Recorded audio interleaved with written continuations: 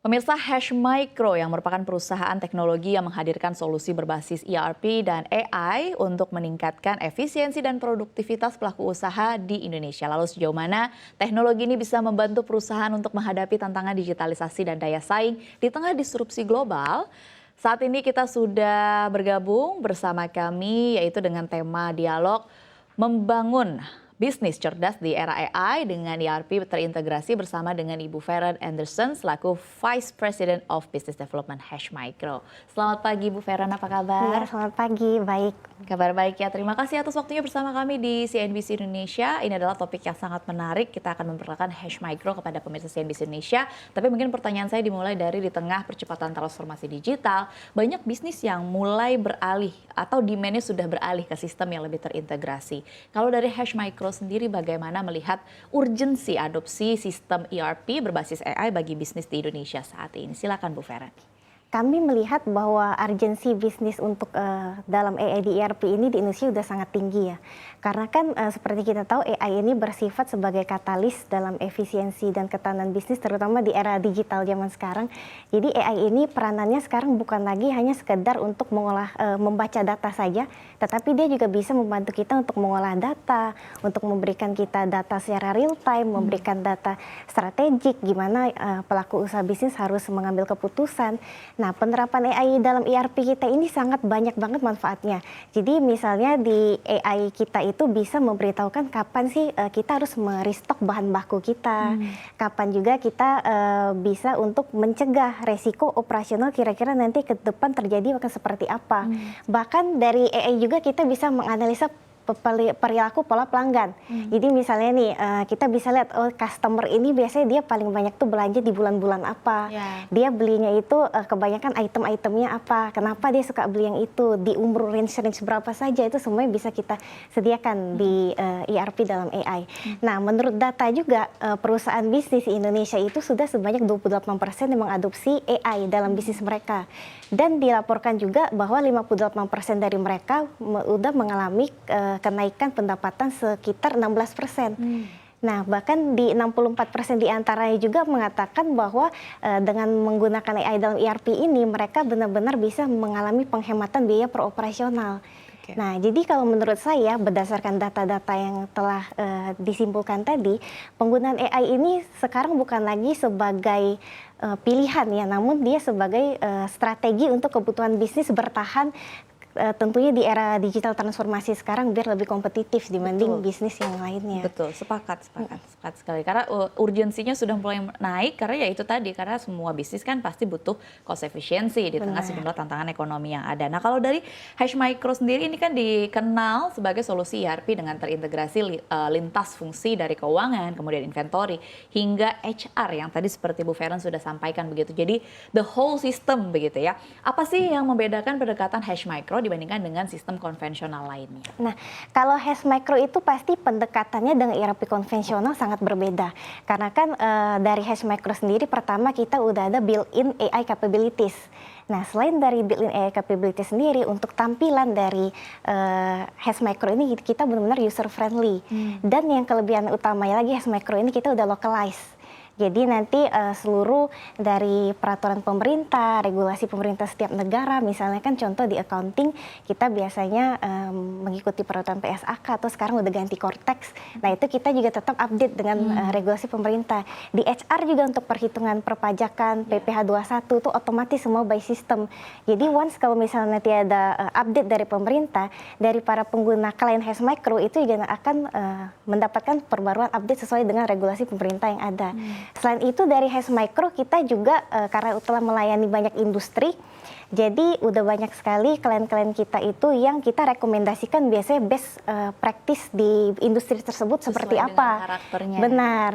Tapi tenang saja, sistem kita tetap fleksibel. Jadi misalkan kita kan percaya bahwa setiap klien itu walaupun sama-sama di industri trading, di industri mining, tapi kan pasti SOP ada yang berbeda. Betul. Nah itu kita tetap bisa menyesuaikan dengan SOP mereka karena kita fleksibel.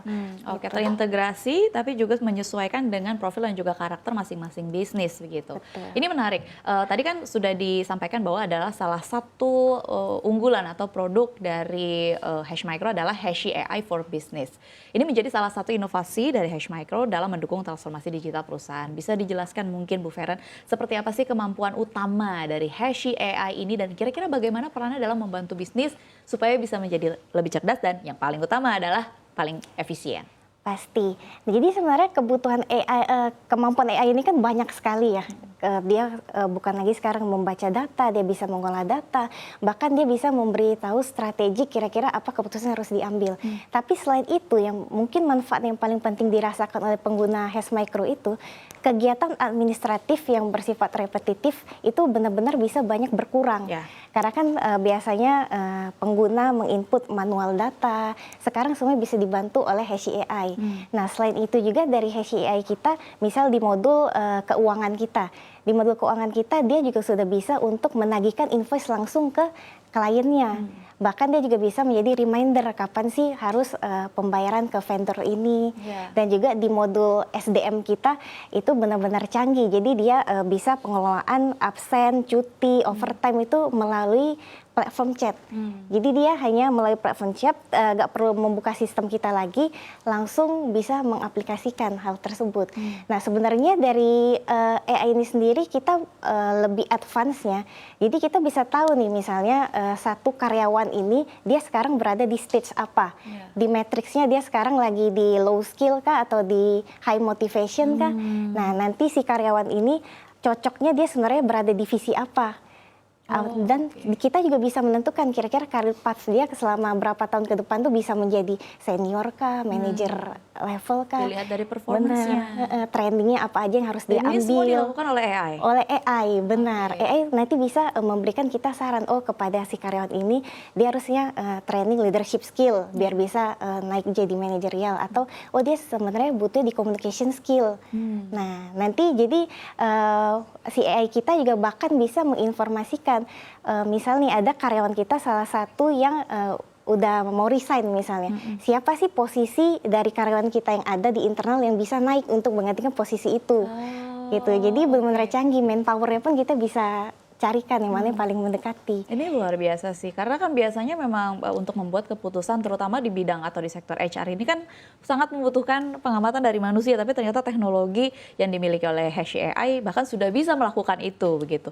Tapi mungkin saya ingin bertanya lagi lebih lanjut, meskipun tadi Bu Feren juga sudah sempat menyinggung begitu ya, seberapa jauh sih integrasi Hashi AI ini mampu menganalisis data keuangan, kemudian perencanaan produksi dan juga yaitu tadi yang sudah kita bahas ya berkaitan dengan pengelolaan SDM. Oke, nah untuk di bidang produksi, mungkin di bidang produksi ini benar-benar Hashi AI ini membantu kita bisa menganalisa kira-kira tren-tren produksi kapan item kita apa yang sangat laku di pasaran, gitu. Bahkan si AI ini juga bisa memberitahu kapan sih kita harus merestock bahan baku agar planning untuk produksi kita selama 2 tahun ke depan itu tidak akan stuck karena kekurangan bahan baku. Kan kebanyakan klien-klien sekarang kan masih ini kita harusnya produksi tapi lewat karena bahan bakunya kurang lah, supplier inilah. Nah kita langsung bisa mencegah hal tersebut. Jadi dengan adanya AI ini kita pasti produktivitas si produksi meningkat sekitar 45%. Dan kalau misal kita bicara di modul keuangan kita, AI kita itu sebenarnya bisa jauh lebih canggih lagi. Karena AI kita bisa menganalisa dari cost center, misal kita buat budget planning di awal tahun.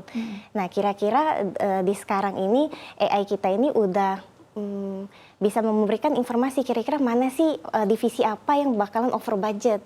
Dan dia juga bisa menginformasikan kita, oh ternyata divisi ini revenue-nya segini lebih tinggi tapi budgetnya lebih kecil dikeluarin. Jadi strategi-strategi bisnis ini bisa diterapkan untuk divisi lain biar bisa untuk menghemat operasional dan pasti meningkatkan revenue-nya kita juga. Gitu. Oke, berarti bisa dikatakan lebih ke skill, bahkan bukan cuma mengolah data saja, tapi forecasting. Betul. Untuk bisnisnya itu sendiri begitu ya. Dan Meskipun memang tadi juga sudah dibahas, tapi aku pengen tahu lebih teknisnya lagi Bu Feren. Dalam praktisnya begitu ya di penerapannya. Bagaimana sih Hashi AI membantu para pengambil keputusan di perusahaan? Apakah memang bisa sampai memberikan rekomendasi atau bahkan ya itu tadi prediksi atau forecasting berbasis data real time? Iya.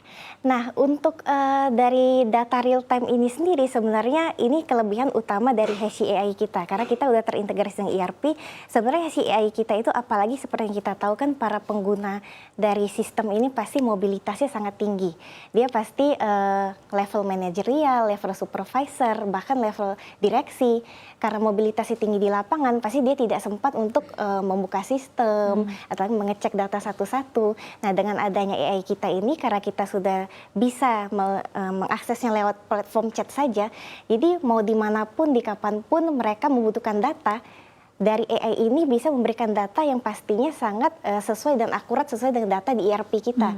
Karena dari data yang dikasih oleh AI juga, para pemegang keputusan ini dia bisa membuat keputusan secara strategik dan tepat dan pastinya bisnisnya jadi berkembang lebih pesat lagi. Oke, mungkin sekarang kita masuk berkaitan dengan salah satu tantangan. Kalau teknologi nggak usah dipertanyakan begitu ya, luar biasa sistem yang sudah ada.